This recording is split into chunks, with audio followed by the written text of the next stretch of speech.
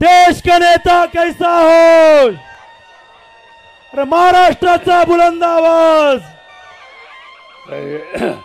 कार्यक्रमाचे अध्यक्ष आणि या विधानसभा मतदारसंघाचे अत्यंत लोकप्रिय आमदार संग्रामजी चौकसी, महाराष्ट्र काँग्रेस कमिटीचे अध्यक्ष नाना पटोले, ज्यांचे विचार आपण या ठिकाणी ऐकले, ते महाराष्ट्राच्या अन्य जिल्ह्यातून आलेले व्यासपीठावरचे सगळे मान्यवर, विविध संस्थांचे पदाधिकारी आणि उपस्थित बंधू भगिनींनो,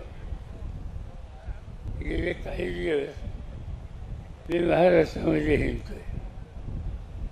जवळपास 30-40 मतदारसंघामध्ये मी गेलो, त्या ठिकाणी आपली भूमिका मांडली आणि मला आनंद आहे की ठिकठिकाणी लोकांचा पाठिंबा हा अतिशय चांगल्या पद्धतीने मिळतोय। आज या सभेच्यासाठी भोर, वेल्हे, मुळशी या परिसरामध्ये मला आज येता आलं।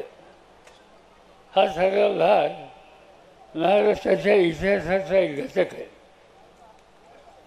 या देशामध्ये अनेक राजे रजवाडे होऊन गेले, त्यांनी इतिहास निर्माण केला आणि तो इतिहास हजारो वर्ष टिकला। आज ज्या भागामध्ये आपण आहोत इथे इतिहास निर्माण झाला आणि त्या इतिहासाचे निर्माते तुम्ही स्वतः, तुमचे वाजवजे, तुमचे आजोबा पंजोबा या सगळ्यांचं योगदान आहे आणि त्यामुळे हे राज्य एका वेगळ्या दृष्टीनं जगात पाहिलं जातं। आज काय दिसतं आपल्याला, हे राज्य कुणाचं आहे? हे राज्य जनतेचं आहे। या देशामध्ये अनेक राजे रजवाडे होऊन गेले, त्यांची हातात सत्ता होती, ती लोकशाहीच्या राज्यामध्ये राहिली नाही। पण देशाच्या कानाकोपऱ्यात कुठेही गेलो तर जे राजे होते त्यांच्याबद्दलची चौकशी केली तर लोक आदराने सांगतात यांनी इतिहास घडवला आणि त्या इतिहास घडवणाऱ्या लोकांचे प्रतिनिधी तुम्ही आज या ठिकाणी भर उन्हामध्ये हजारोच्या संख्येनं बसलेलं आहे। तुम्हा सगळ्यांचं स्वागत करणं हे माझं कर्तव्य समजतं। राजे खूप होऊन गेले, पण एक गोष्ट सांगा, अनेक वर्ष होऊन गेली, 300 वर्षापेक्षा जास्त वर्ष होऊन गेली आणि इतकी वर्ष होऊन गेल्यानंतर कोणत्या राजाचं नाव जनतेच्या अंतःकरणात आहे?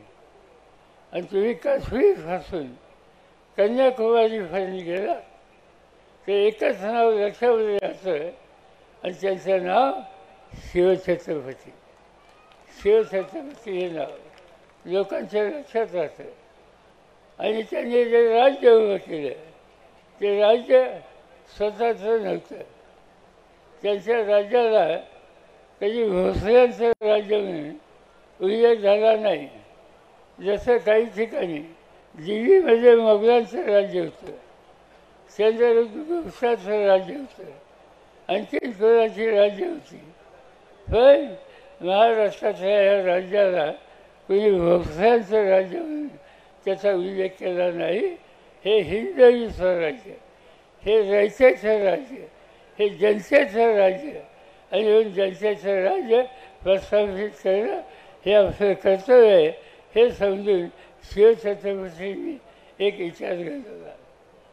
आज स्थिती बदलली, आज लोकशाही आली आणि या लोकशाहीचा अधिकार नरेंद्र मोदींच्याकडे आहे।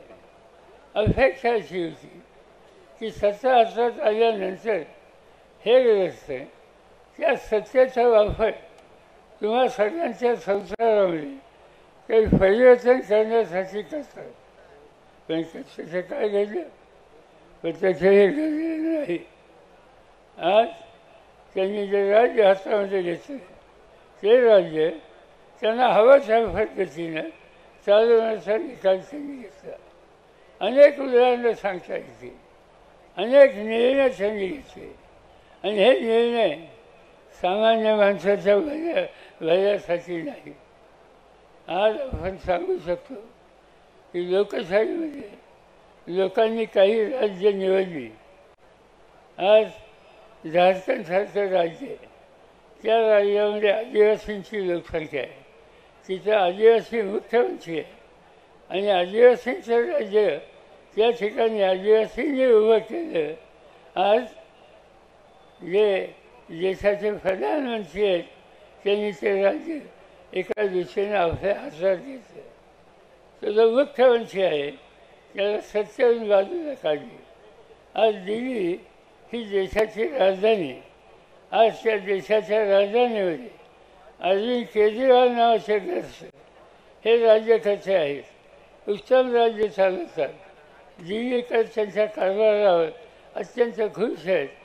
एखाद दुसरी कुठलीतरी गोष्ट ज्याच्यामध्ये त्यांनी केंद्र सरकार जो टीका केली त्याचा परिणाम आज केजरीवाल तुरुंगामध्ये टाकलेले आहे.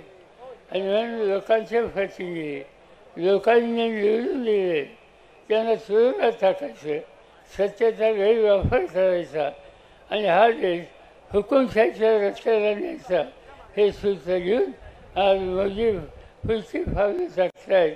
आणि त्याला उत्तर द्यायचं असेल तर त्यांना 100% त्याचा पराभव करणं हे काम उद्याच्या निवडणुकीमध्ये घ्यायचं आहे. आणि त्यासाठी ही निवडणूक अत्यंत महत्त्वाची आहे. सुप्रियाताई सुळे 3दा तुम्ही त्यांना निवडून दिलं. माझी खात्री आहे की त्यांना पुन्हा एकदा तुम्ही संधी दिल्यानंतर ते हे राज्य कसं चालवायचं याबद्दलचा आदेश तुम्हा लोकांच्या सोबत येईल. आणि म्हणून मी तुम्हा सगळ्यांना विनंती करतो, सुप्रिया सुळे यांना मोठ्या मताने विजय करा. त्यांची जी खून आहे फिफाने वाजवणारा मनुष्य त्याच्यासमोरचं वचन दाबा आणि एक नवीन इतिहास या राज्याच्या देशामध्ये तयार करण्याच्यासाठी हा महाराष्ट्राचा तुमच्यासारखा प्रथा मजबूतीने उभं राहील अशाच प्रकारची अपेक्षा या ठिकाणी व्यक्त करतो. माझे 2 शब्द संपत.